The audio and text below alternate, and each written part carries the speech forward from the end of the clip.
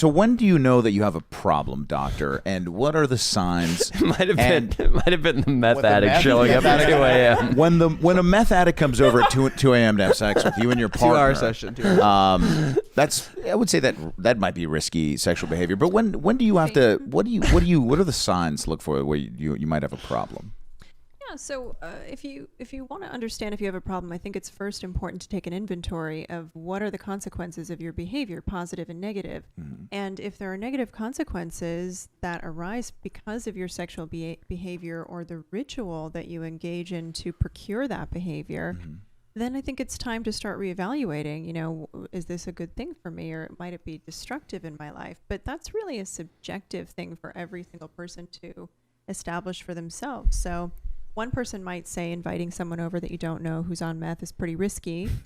And another person might say it's a risk I'm willing to take. You roll the dice, right? So yeah. The doctor is just... Yeah. But isn't it irresponsible, Doc? Because we're assuming the meth addict drove himself over. So right there's a DUI to and from the house. Well, that's the meth using person's decision to make, right? That's their risky behavior. But he's enabling that guy to go get pussy and cock. Brooks. And probably steal things from your house for meth. No. Well, that is a risk. I monitored him the entire time. If he had tried to overpower me, I would have Gator style. We don't need to get into Gator style, but it has more than once gotten me out of a lot of things. Okay. So I'll take your word for it. Sorry, doctor. We're jumbled here, but we're trying to get your help. But now, well, it sounds like you guys are all really concerned about him. We're concerned about him, but maybe it's because we're just shaming him. See, I like the way your stories are very informative, and if you don't follow the doctor, please do. She puts stories every day that I think are eye-opening, and his behavior it shouldn't be shamed by us. Correct. And I would say one of the biggest shamers here, and Danny can attest to this, is this kid here, Dino. Mm. That's the problem. He's my student. I teach him oil painting. Doctor, he's a child. He's 19. Yeah. And doctor, he said that Brooks should attend 13 Catholic mass sessions for each cock he sucked in his youth. He's with religious. My schedule, it's absolutely not possible. So that's the only way to repent. He says things like that watching pornography is cucking to him because you're watching another man have sex with a woman. He says that he even said last week that if you got a blowjob from 2 women, that is homosexual and blasphemy, and he wouldn't actually participate in that kind of thing. So he's a shamer. 2 people of the same sex. That is the definition of homosexual. See, he's got a logic. Take your glasses off. I want you to look because he's not as swag as fuck with the glass. Take them off. I want to talk about that for a minute. Sure, please. Yes. Listen, people can be sexual with people of the same sex or people of the same gender and not, in fact, identify as gay. Yes. They can, in fact, identify as straight and still participate in sex with people who have the same genitals that they have.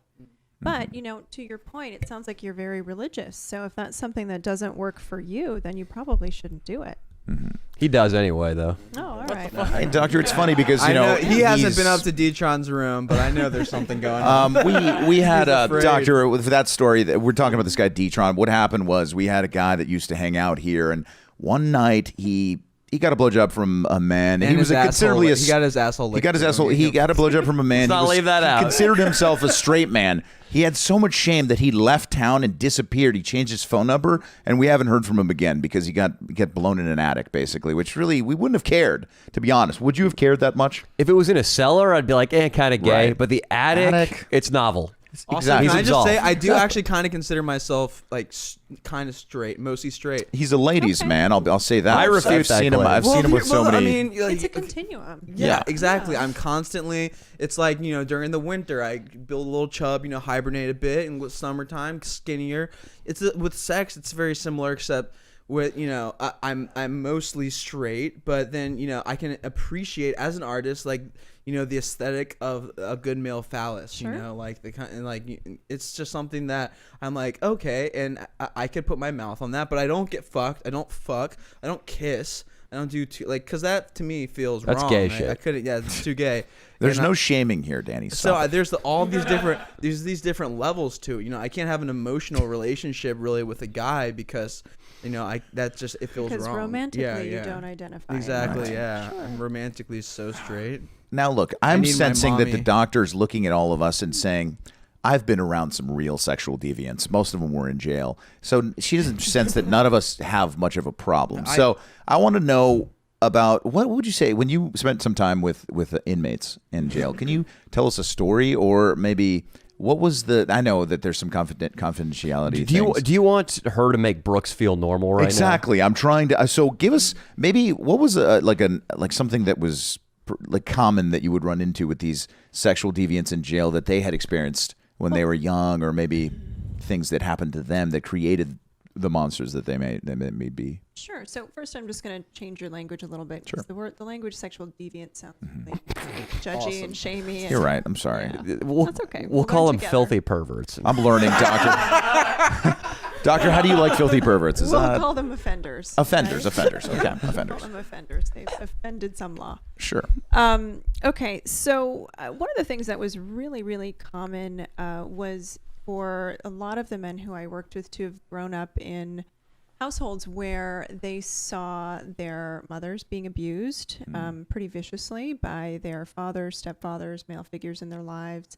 It was very common that they themselves had been physically, sexually, emotionally abused. For a lot of the offenders who maybe were not as highly psychopathic. For the more psychopathic offenders, that wasn't always part of their early childhood, right? Psychopathy has a different sort of neurobiological organization, and those offenders didn't always come from abusive households.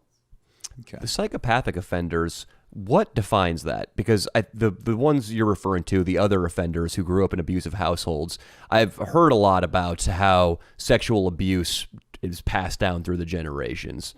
That if a child is abused, his odds of growing up and abusing others is so much higher than if he had been raised in a loving household. I'm not familiar with the Patrick Bateman types though, the sociopaths who are going out there and I don't know what, pressing their nutsack against a bus window. What were those people doing?